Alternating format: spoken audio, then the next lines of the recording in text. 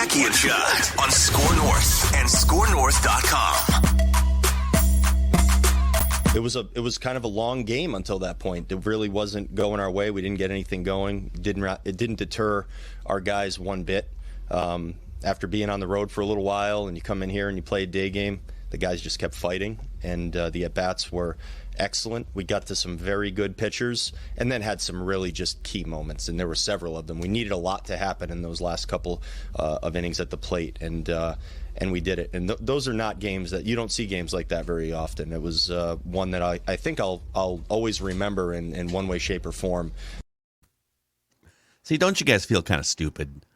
Just all the complaining last week on this show, just bitching about the front office and the manager and Royce Lewis, Byron Buxton, some of the pitching decisions. I mean, Judd, you were, quite frankly, to throw you under the bus, the most vocal of all of us. Don't you feel a little bad? I mean, they've got like the fourth best run differential in the American League now. I went back and checked because I feel so bad. I found that New York talk stations in the 20s went after the 27 Yankees really hard too. Oh, so okay. Yeah, so in 27 they went after the Yankees. Existed in 1927. Yeah, you know what? They did, and it's the same exact thing. Yeah, I mean, I'm probably talk a little bit slower, but yeah, I mean, listen, the Twins are a great club and fantastic. I'm really embarrassed. We are the straw that stirs the drink, maybe, I guess, on the show. So this is Mackey and Judd, daily Minnesota sports, entertainment, therapy, speculation, and it's a Statements Monday on the show. So I think lately we've been sort of categorizing our statements, and it helps with our YouTube channel too. People like things categorized, and so let's start with Twins. Yes, lists and categories and rankings, listicles, and things. Yes. So let's start with the Twins here. Can I start us here? Can I bat lead off? Go ahead and bat lead off. Yeah, go right ahead. Yeah. Go ahead. Yeah. All right. Okay. Why not? So you bring up early 1900s Yankees. 1927 Yankees. It's actually a brilliant segue because my first statement is Luis Arraez is a time traveler from the early 1900s. I bring to you guys, I was just kind of curious because he reminds me of Tony Gwynn a little bit.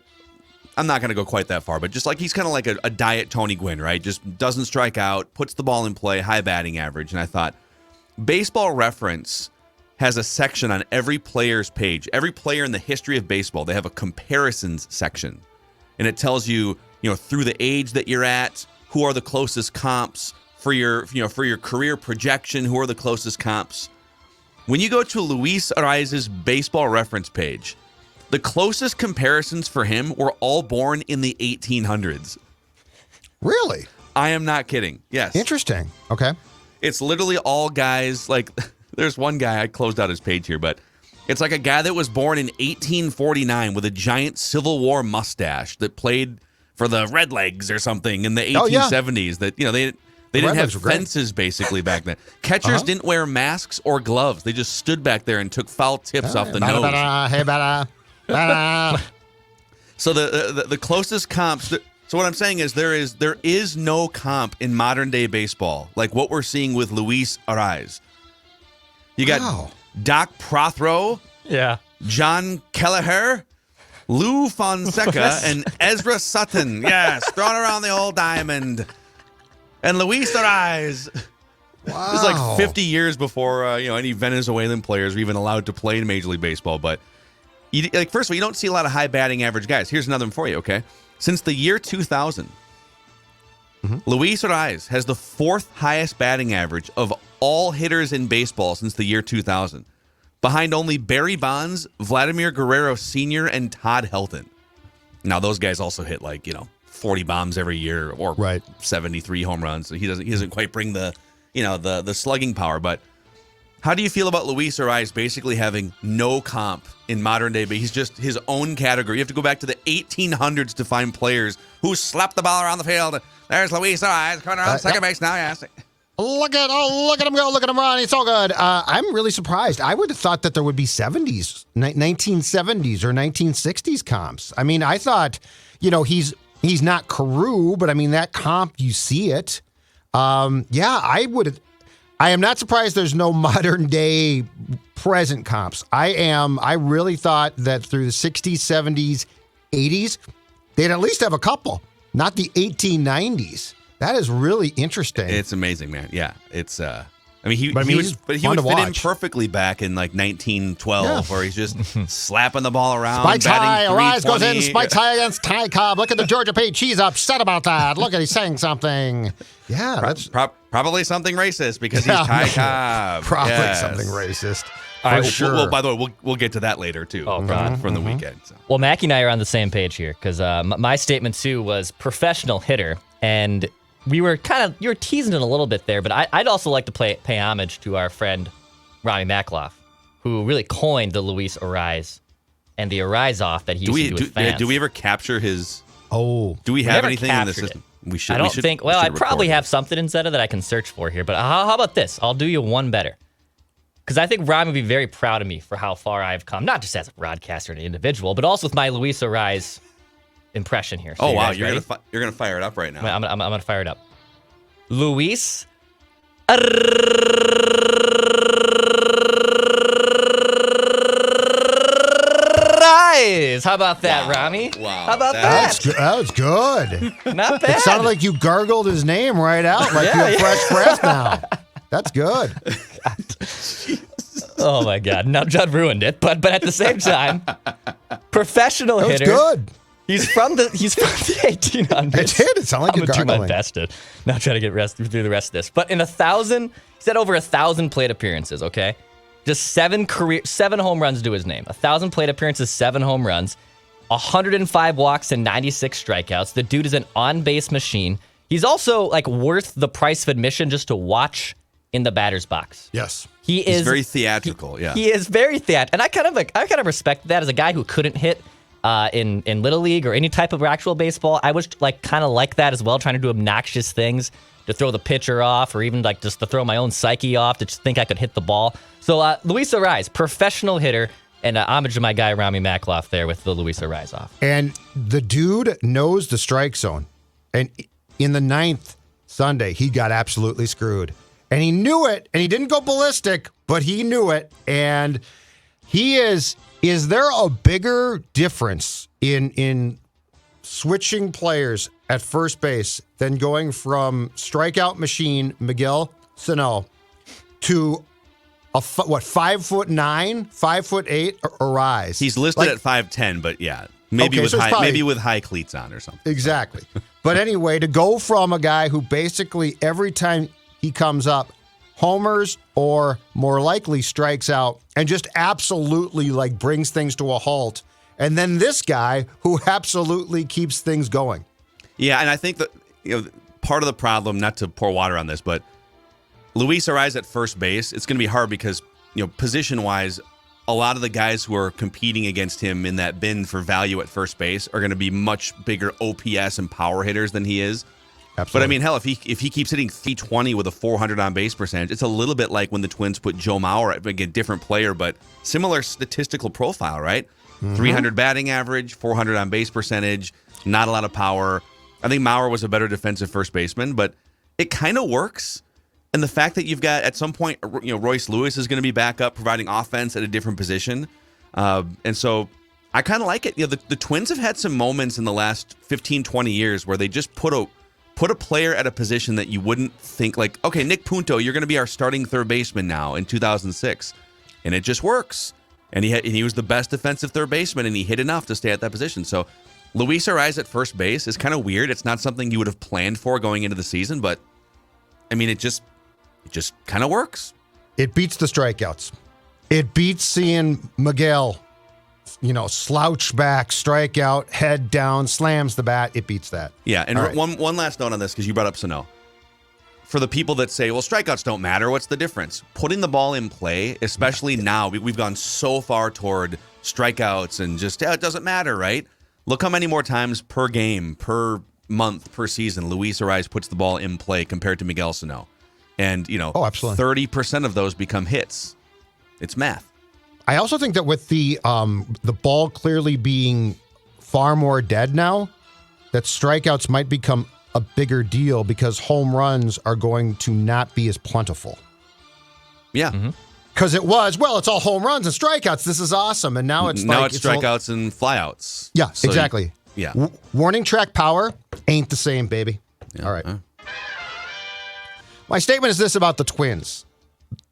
The return of resilience. If you guys recall, beyond the Bomba squad of 2019, one thing that on the show we talked about constantly that year was the resilience. They didn't lose 3 consecutive games. They would go through a rough game or go through a rough something, but they would bounce back.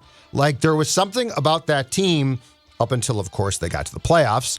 But in the regular season, that team had the ability to bounce back quickly.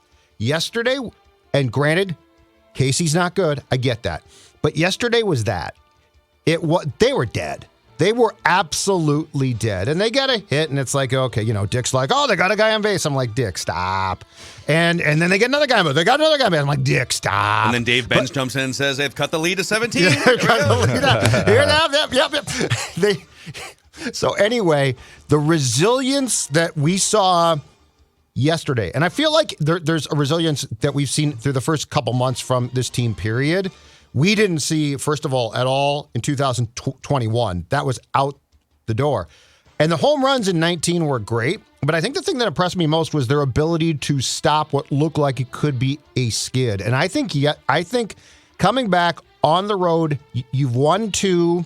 At that point in time, in 6 games of the road trip, you've lost 1 game. So, if you lose, all right, big deal. Yeah, mission accomplished. Yeah, exactly. But they came back and showed to me a resilience that speaks very well, no matter what team you're playing against, for the mindset of this team, which a year ago, I think it's fair to say, was really bad. Yeah.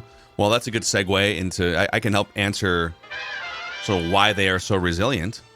Or maybe you would argue that they are resilient, therefore, my next statement, which is the Twins are measurably one of the 5 best teams in baseball right now. Now, we'll see if they can continue it. And, there's some couple hot bats here and there that you wonder about. Like Celestino has been amazing filling in for Byron Buxton. He's batting like 340 or something and extra base hits. But right now, they are 3rd in team OPS. They are 5th in runs allowed per game. And they are 5th in ultimate zone rating defensively, which is just sort of, I won't get into how the sausage is made, but it's Fangraph's way of quantifying range and defense and batted balls converted to outs. So 3rd in OPS, 5th in runs allowed, 5th in ultimate zone rating defensively. So they're basically a top 5 team in offense, defense, pitching. Pitching kind of blends together with defense there. And the other thing, too, is when you look at some of the offensive numbers, you might say, well, wait a second. The offense hasn't even really come around yet. How are they 3rd in offense or 3rd in OPS? Because we're basically back to the dead ball era offense, like you mentioned. Exactly. Yes. The league average OPS is below 700 for the first time in God knows how many years. The average runs per game are closer to what they were in 1966 than anything we've seen in recent years. Now, does baseball change the ball again? Did the lack of spring training at bats play a factor here? Not this much. I mean, at this point, we're almost 2 months into the season, and so it just feels like it is what it is. I don't know that this is probably a side conversation. I don't know that this is the best way to make baseball more fun by getting rid of offense. But the Twins are taking advantage, and they're top 5 in all these categories. Top 5 ball club. I think the important thing here too is this. I think the Twins have done and deserve credit for adjusting to being a more athletic team because it's necessary now. Because you literally can't be like, well, we're going to continue to send our boppers up there. Like, that is not working. So they deserve credit, I think, for adjusting. And look, this team at shortstop is so superior to 2021, right? Completely superior. First base, they might not have the power, but they have a superior player. So, I like the direction that the Twins have been forced to go, and I feel like they're adjusting to it pretty well. Haven't they been looking for, correct me if I'm wrong here somewhere, but they had a couple years of Bartlett, and they traded him. I mean, Christian Guzman was the starting shortstop for 5 years. Is that the last time they were stable for a multi-year stretch? They've had a couple, a decent year or two, like J.J. Hardy was right, okay, but they traded him right away. No, in fact, I think we did this on the old show, Phil. I want to say 4 or 5 years back. Opening day shortstops, basically, I think post Guzman or Bartlett, it just changed every year. It changed. Was a Pedro Florimon in there at one point. And Correa might change too, but guess what? There's a possible replacement behind him who you'll take in a second. That's all I'm saying. Okay. Possible replacement. All right, my next statement is these games matter. They got the Royals. They have the Tigers. They actually will play the Tigers like 5 games in a row here next week because they rescheduled a game from July and stuff. So they have the lowly Royals and the lowly Tigers. Now, terrible teams, okay? God-awful teams. This AL Central's not a good division. But you know what? Rack up and eat these W's, Jameson Winston. Like, you should be able to beat up eat the on W, these Phil. Crap teams, man. Eat the W, baby. Eat it. Eat it. How? Boneless, bone in, doesn't matter. The least leadership thing I've ever seen. W's. Because after this, too, by the way, you got 3 in Toronto where you never play well. Yep. You're home against 3 for the New York Yankees. That says everything you need to know. And then you're also at home against Tampa Bay. So, like, there are some tough teams that are going to be coming to Target Field here after this softy schedule with Kansas City and Detroit. Eat up these W's, man. Distance yourselves in the AL Central. You're obviously not going to take all those series against Toronto, New York, Tampa Bay. But if you can position yourself that you can get these W's early, it makes life a lot easier when you get towards the end of the season. So get these W's. I'll tell you what, if you're having performance issues, here's a W for you. Valley Park Medical Clinic can be a huge W for you in a very important area because they provide breakthrough ED remedies to men in the greater Minneapolis area. The treatments are surgery-free, drug-free, and non-invasive. And their approach is medical. You'll meet with a medical provider. They'll review your entire medical history, examine you, etc., and they'll work with you in a discreet manner to make you feel at home so you can ask any question in a professional and confidential environment. ValleyParkMedicalClinic.com. That's ValleyParkMedicalClinic.com. Boys, over on Underdog Fantasy, curious to know how a crazy golf weekend went for old Dex. Dex helped me. Oh, boy. I had on Friday. Yeah, I did help you. I did help you out a little bit. Old Dex Tweets made a little deposit into his PayPal account this morning after a very successful weekend on Underdog Fantasy. Way to go. Yes, good pick'ems, good parlays. I think the best part about Underdog Fantasy for me is the PGA Tour pick'ems. Because you get it's very simple to do. And also, like, they were discrediting my guys like Ricky Fowler. They put Ricky Fowler like a 76. I'll slap that under on Fowler. That's still a plus day. But hey, I'll take that every single time. And Underdog Fantasy makes it easy for you. Even yesterday, a little parlay action on the Warriors and Mavericks game. It's a fun way to get a sweat on game. It's now my new favorite way to bet on sports. And although we don't want to guarantee results on this show, we can guarantee that if you sign up with the promo code SCORE, SKOR, Underdog Fantasy will double your first deposit up to $100 in bonus cash when you make your first deposit of $10 or more. So easy, Judd can do it. UnderdogFantasy.com and the Underdog Fantasy application. All right, I think we're back to Judd here. We are indeed. And I'm going to steal an ESPN line from way back when with my next statement. And my statement is this. Embrace the debate. So I've been giving this great thought. Like last week, right? We had the Buxton debate kicked us off. And then Lewis got sent down. And that became a complete debate. And then Paddock had surgery. Tommy John, second time since 2016. And that became a debate. And like, I felt like fans were like, can't we all just enjoy the fact that this team is good and not complain? Just don't complain for once. You know what? I realized this. You know what complaining means? It means 1, we care, and 2, we're engaged. No, I think it means 3. You're just negative and can't find any joy in sports or life. Yeah. If this team had 14 wins right now, you know what? We would be complaining about that, and we really wouldn't care. Like, we'd be like, whatever. Buxton can play. No, Buxton play. Who cares at this point, right? But they're a first-place ball club, and they look like they're good. And that causes us to debate because that's what's fun about sports. But the most important thing about sports is you have to be engaged into the team to actually care about going back and forth on Twitter or verbally sparring. So I say when it comes to the Twins, embrace the debate about them because it's actually a really good thing. It means that we could be in for a summer where we all care about what they do, and what appears to be minutia to some absolutely matters. Yeah, I think what I just after reflecting over the weekend here, and it's they're beating up on the Royals, but they've done some things that make me scratch my head, but they've also put together a really good team. And we did praise the hell out of the offseason moves. I mean, they went on a month-long spree of just really good moves. I mean, the Paddock thing was, in retrospect, maybe do a Google search about his UCL injection from last September, but they clearly knew, man, and didn't care. Yeah, they rolled the dice. The Mets but I think Yep. it's time in the moment here to largely celebrate what they have done here, and I'm curious to see how it plays out. If they're in this position still in 2 months from now, swing a big trade. Frankie Montas is still sitting out there, but that'll be a topic, though. yeah, like I don't foresee this team at this point just going on a 10-game losing streak or something. They got enough guys in their rotation, Sonny Gray, Joe Ryan, that can put a stop to things. So yeah, this has been a blast so far this season, and I don't take back anything I said last week because I'm still critical of some of the things that they've done, or not critical. I think things were worthy of questioning, and I don't know that we were getting enough answers. Like on the Byron Buxton thing, the Chris Paddock thing, right, with the elbow. Like they're just someone needed to look under the hood at those things, and I guess we accomplished that on this show. You deserve to be questioned until you win at least a playoff game, if not a series. Oh, that'd be great. That's where I think we pivot. Because beat up. Dex is right. These wins all count, but you know what now? Beat up on the big boys when you play them, win a playoff game, and all of a sudden Judd's coming around. All right, I'm going to nitpick a little bit here with my next statement. Which is 13 pitchers is plenty. All right, this is a quote from Rocco in the Star Tribune yesterday. I'll read you the paragraph that leads into the quote. Major League Baseball intends to begin enforcing a new rule that limits teams to 13 pitchers on their active roster at any one time.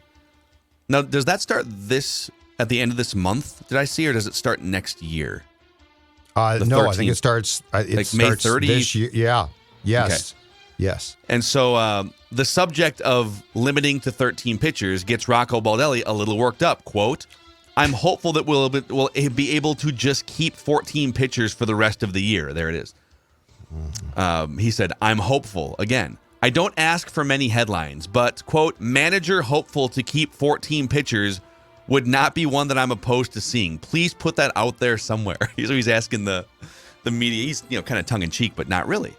Right. And so I think this is less of a Twins problem that I have, and it's more of a sort of the direction of baseball that we're not talking about like going back to the 50s and the 60s. Up until a couple years ago, teams rolled with 12-man pitching staffs. I mean, hell, I covered the Twins beat less than 10 years ago, and it was like, are they going to have 11 or 12 pitchers? And now managers are begging to keep 14 because of the way that teams have chosen to operate with their starting pitchers.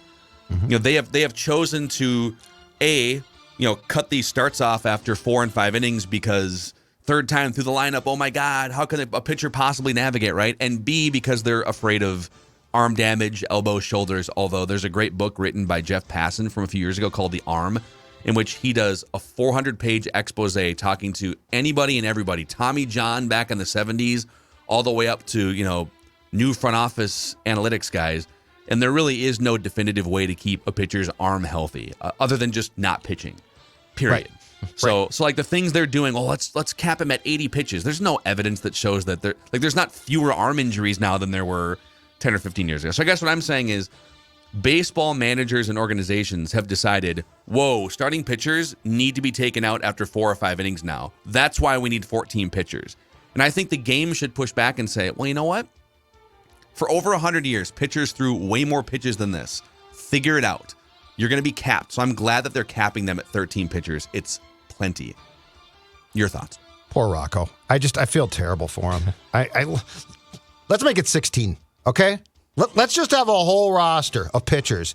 No, I think it's ridiculous. And look, I want it. If offense is going to go down as much as it's plummeting right now, there's actually a case to be made that if you're baseball, you want a decision to be made that I'd prefer to not have my starter go a third time through, but he's going to have to create more offense.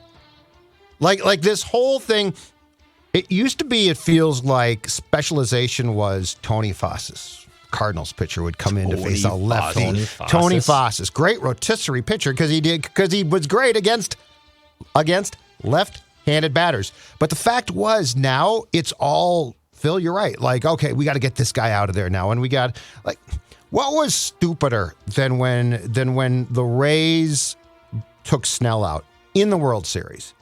Like, things like that. I'd far rather challenge them because they don't have the pitching depth to do that and say, make a decision here.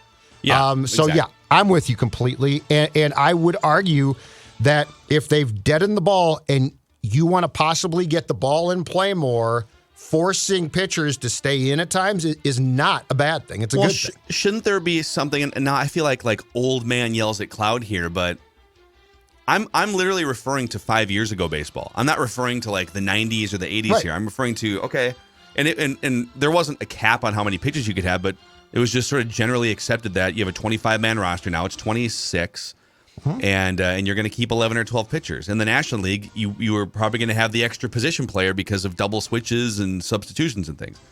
And so if you told teams, whatever you cap it at, 12 pitchers or 13, there's going to be a cap. You do not get 14 pitchers. Figure it out. For over 100 years, other than Dave Dravecki, look that one up, no one's arm fell off, Tom Browning's did too. It snapped. Did it? Okay. Actually, Joel Zumaya, I was standing there when that happened. So his arm snapped too. Yeah. Just a loud bang, Dex. It's no big deal. Gross. It is really gross. Okay. All right, Dex. one more from me here. Speaking of pitchers and pitchers that don't need pitch counts and whatnot, Joe Ryan shoves, dude.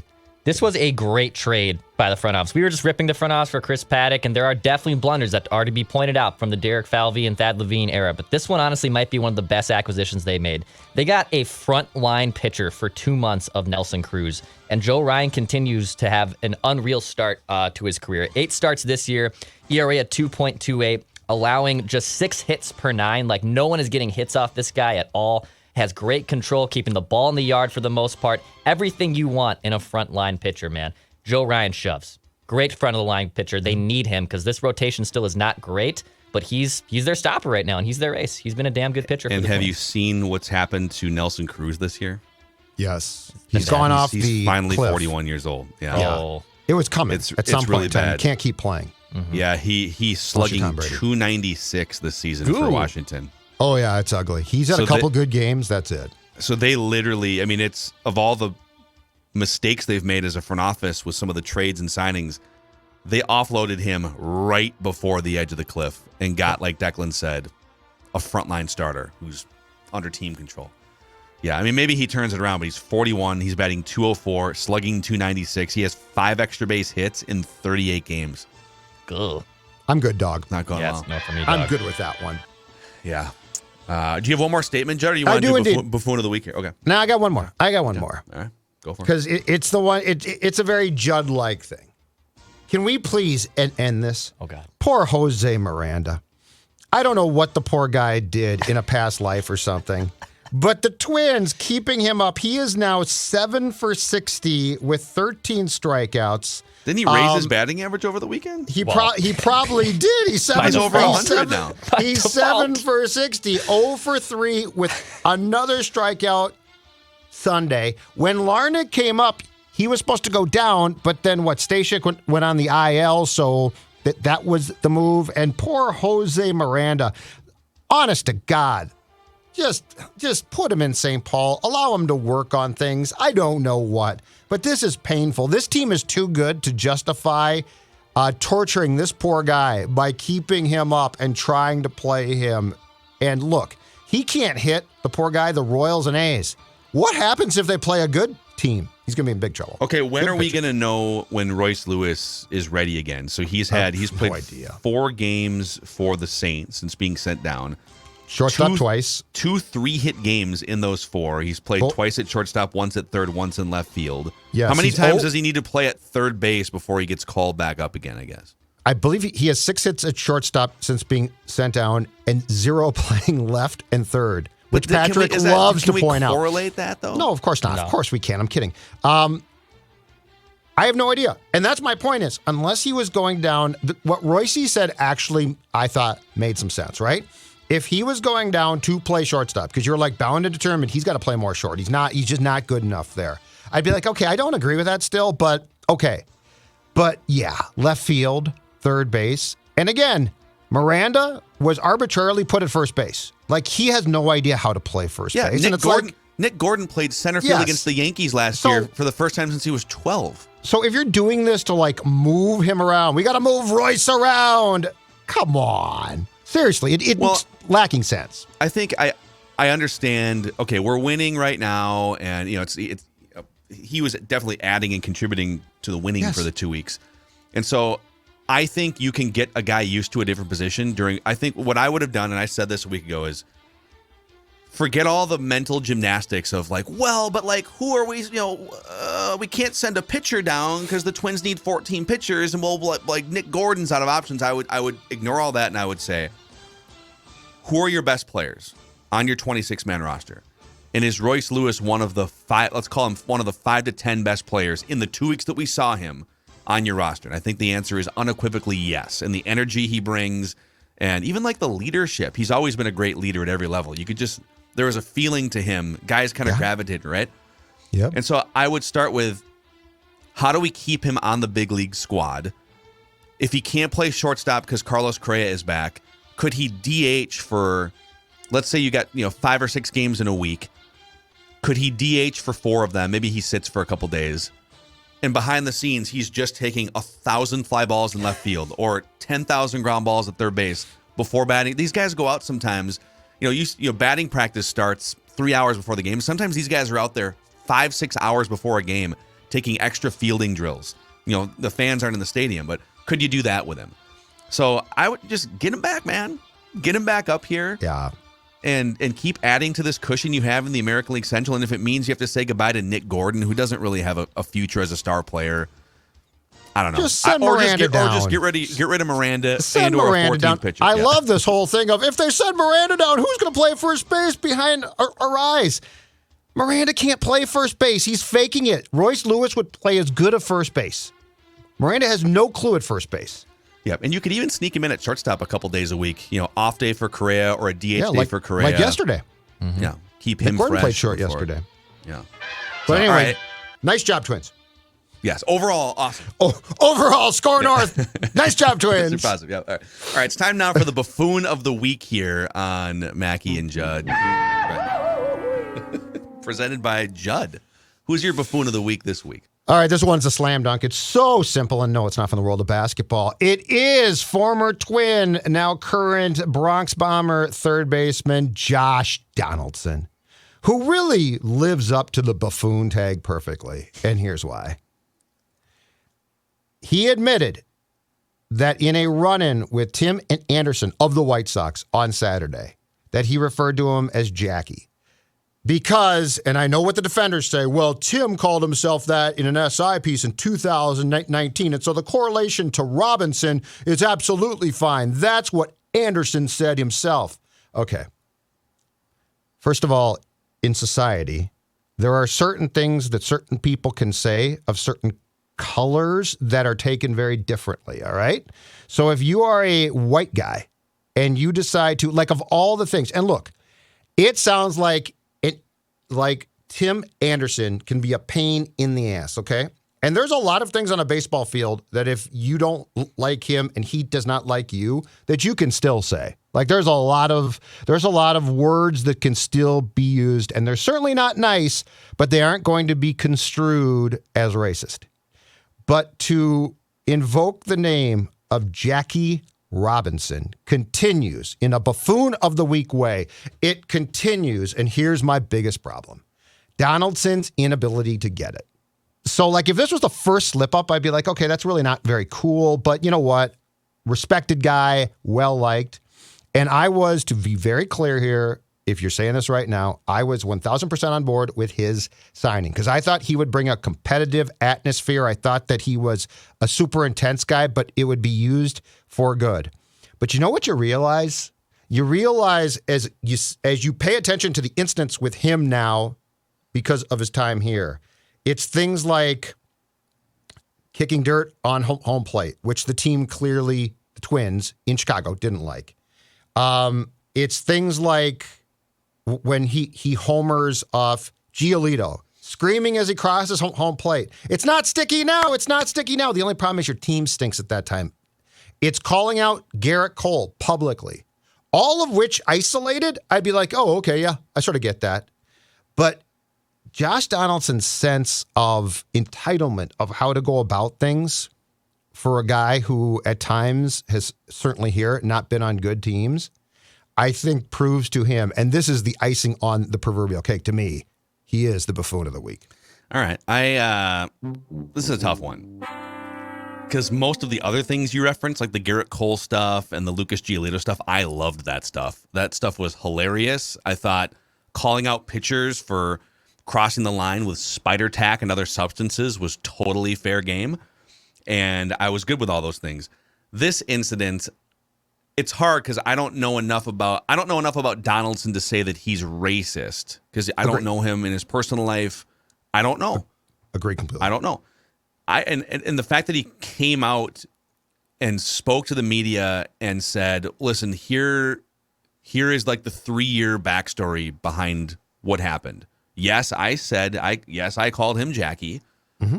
It was a sort of a mocking reference to himself because Tim Anderson painted himself as the modern day Jackie Robinson, which you could argue is also potentially disrespectful to Jackie Robinson because Tim Anderson has gone through a fraction at most of what Jackie Robinson went through in the 1940s. And so like there's a whole other conversation about painting yourself as the modern day Jackie Robinson. So I think this is more just Josh Donaldson being oblivious to social norms. And if you're gonna mock or chide a black baseball player, even if it's his own reference, probably stay away from Jackie in that situation. Yeah. You know, there's probably other ways you can clown and mock a guy on a baseball field than using Jackie, even if Tim was the one that called himself the modern day Jackie Robinson.